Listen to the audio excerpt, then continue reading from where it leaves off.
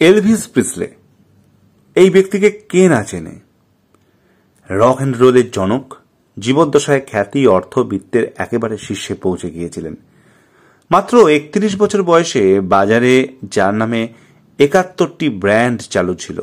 পৃথিবীর প্রথম শিল্পী হিসেবে যিনি প্রাইভেট জেটে ঘুরে বেড়াতেন। তিনি যে লিমুজিনে চড়তেন তাতে ডায়মন্ডের পাত বসানো ছিল। 500 মিলিয়ন রেকর্ড বিক্রির রেকর্ড যার নামের পাশে। কনসার্টের সময় নিজের জ্যাকেট দর্শকদের উদ্দেশ্যে ছুড়ে দিলে মুহূর্তে সেটা নিয়ে কাড়াকাড়ি শুরু হয়ে যেত। সেই এলভিস প্রিসলি একদিন সকালে যখন নিজ ঘরে বসে টিউন করছিলেন, তখন তার সেক্রেটারি এসে জিজ্ঞেস করলেন, খ্যাতির এমন তুঙ্গে থাকা অবস্থায় জীবনটাকে কেমন অনুভব করছেন? এলভিস প্রিসলি গিটারে টিউন বন্ধ করে জবাব দিলেন, একা, ভীষণ একা। দুপুরে খাঁ খাঁ রোদে আকাশে উঠতে থাকা চিলের মতো একা। হাজার হাজার মানুষ যার কনসার্টের জন্য বছর ধরে অপেক্ষা করে, যার হাতের একটু স্পর্শে ভক্তরা পাগল হয়ে যায়, সেই এলভিস প্রিসলি বলছেন তিনি একা, খুবই একা, ভীষণ একা। এই একাকিত্বের যন্ত্রণা থেকে মুক্তি পেতেই একসময় তিনি মাদকের দিকে ঝুঁকে পড়লেন। মাত্র 42 বছর বয়সে প্রিসলির এমন করুণ মৃত্যুর জন্য দায়ী একাকিত্ব, অতিরিক্ত মাদক আর ডাক্তারের ভুল ওষুধ। $1,00,000 বিছানায় শুয়ে মাইকেল জ্যাকসনেরও কিন্তু ঠিক মতো ঘুম হতো না। তিনিও একা।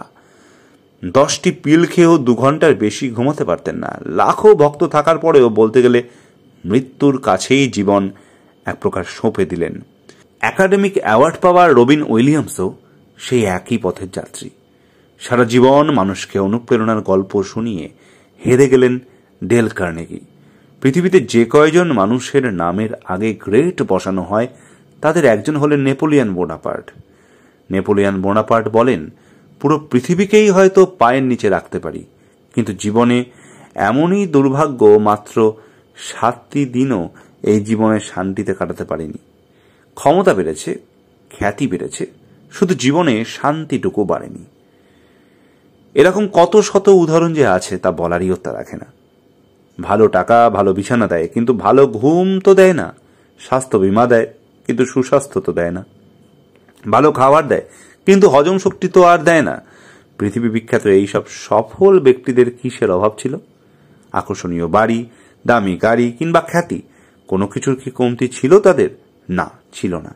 শুধু একটা জিনিসেরই কমতি ছিল, সেটা হলো শান্তি। মানুষ যখন হাতে কাজ করে সেটাকে বলে লেবার। হাতের সাথে যখন মাথা যুক্ত হয় সেটাকে বলে স্কিল। হাত আর মাথার সাথে যখন হার্ট যুক্ত হয় তখন সেটা হয় আর্ট। আর আর্টের সঙ্গে যখন স্পিরিচুয়ালিটি যোগ হয় তখনই মানুষের জীবনে আসে আসল শান্তি। এই স্পিরিচুয়ালিটি বা আধ্যাত্মিকতাই আমাদের নিয়ে যায় স্রষ্টার কাছে, আরো কাছে। তখন আমরা বুঝতে পারি জীবনে শুধু চাই চাই করতে নেই, কারণ জীবনে সব পাওয়া হয়ে গেলে তখন আর বেঁচে থাকার ইচ্ছেটাই থাকে না। এই জন্যই একজন রিস্কাওয়ালা দিনে 300 টাকা আয় করেও রাতে শান্তিতে ঘুমায়, আর ধনকুবেররা ব্যাংকে 300 কোটি টাকা জমা থাকার পরেও 2 চোখের পাতা চিন্তায় এক করতে পারেন না। পেজটি আমি অহর্নিশ নামক একটি পেজ থেকে পেয়েছি। এই পোস্টটি যিনি করেছিলেন তার নাম স্বর্ণেন্দু পাল। অবভিয়াসলি এটি ফেসবুকের একটি পোস্ট। ভালো লাগলে প্লিজ ভিডিওটিকে লাইক করবেন, কমেন্ট করবেন, শেয়ার করবেন, আর প্লিজ বরাবরের মতো চ্যানেলটিকে সাবস্ক্রাইব করতে ভুলবেন না। নমস্কার, খুব ভালো থাকবেন।